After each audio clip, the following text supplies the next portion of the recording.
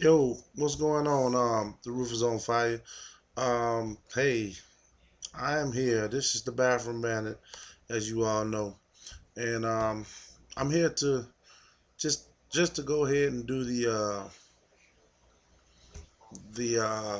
recap.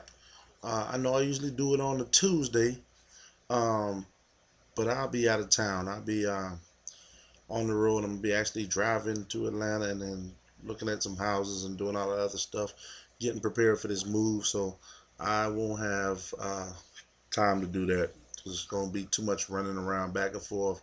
Then I have to come back here and be to work on Wednesday. So I just won't have the time to do the predictions. I mean, not the predictions, but the recap on a Tuesday. So I'm gonna do it now.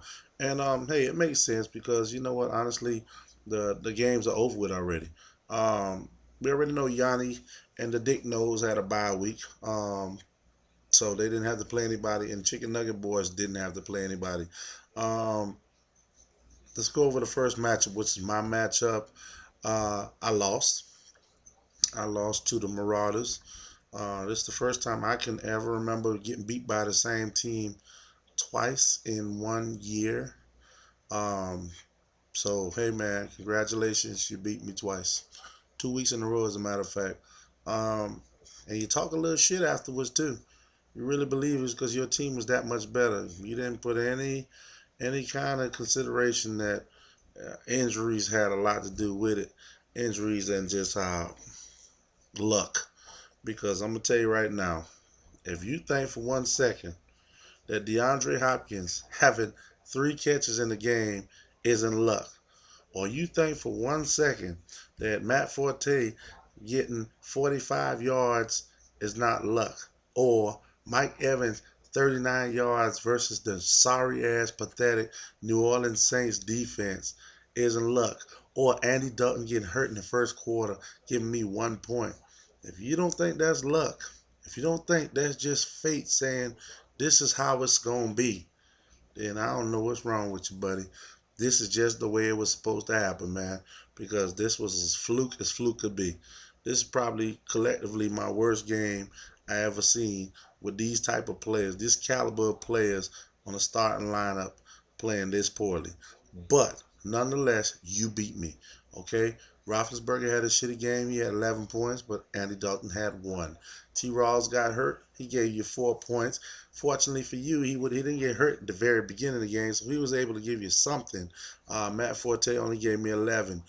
Here's where things got a little tricky. Todd Gurley, who was not supposed to have a great game because the Detroit Lions have been playing really tough defense lately, and St. Louis Rams haven't been able to get their offense up and running. And Gurley broke out and had 140 yards, 2 touchdowns. Actually, the best game in his career. Chris Ivory, on the other hand, had 16. He had a pretty good game. He had 101 yards, no touchdowns. Todd Gurley outscored him by 20 points. Um, then you got Julio Jones giving you 18, Martavis Bryant giving you 11. I had Brandon Marshall with 33 and DeAndre Hopkins only 11. DeAndre Hopkins is a top three receiver, and his quarterback didn't treat him like a top three receiver. He didn't feed him the ball, and he only got 3 catches the whole game. Your tight end Julius Thomas gave you 17. Mine gave me 32. And here's another big difference maker in the game. Alshon Jeffrey, 29 points, while Mike Evans, pathetic output of 3 catches for 39 yards, only giving me 7 points. Um, hey, bro, like I said, you won. Fair is fair. A win is a win. Um, Disappointing way to end the season for me, but my season is done, and you will move on to play the Dick Nose in the next round. Um, so congratulations once again. Next matchup is Shaken Blake versus Your Mom Loves My Spunk Jafiel. This one is pretty much over. Your Mom Loves My Spunk Jafiel. You had too many underachievers in this game, man. You had one, two, three, four, five guys with single digits. One was your defense. They had six, as opposed to Shaken Blake's defense Steelers, who had 22. You also had your flex player with 3, but that didn't matter because Shaken Blake's flex player, Bryant, only had 1 point. Dez Bryant had 1 point. Um, Greg Olson got hurt for you also, Max, and he looked like he was about to have a pretty good game for the rest of the game, and he got hurt in the second, and what is that, the second quarter? Had 52 yards. He was going to have a monster game, and he got hurt. So he only got you 9 points, while Barnage gave Shaken Blake 22. Um, you had two receivers that pretty much equal each other out.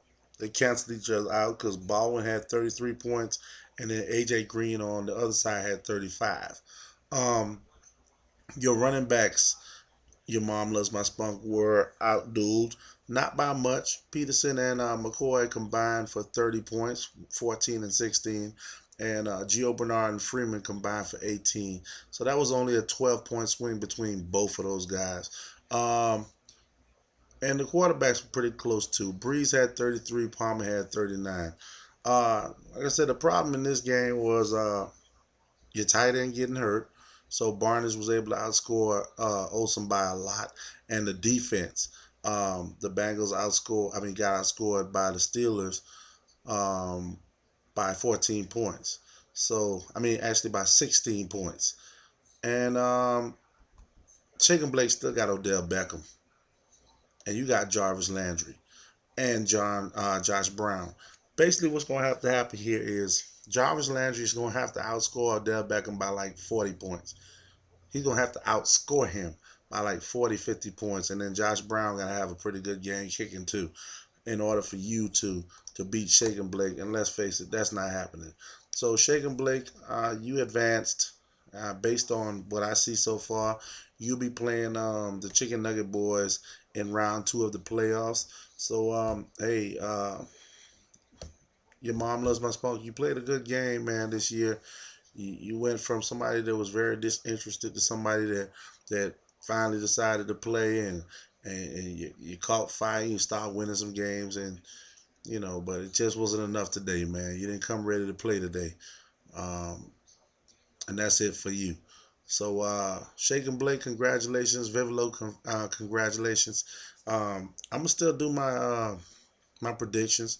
I'm not gonna be one of those little sore loser, whiny assholes and say, "Oh, I'm not in it, so I don't give a shit."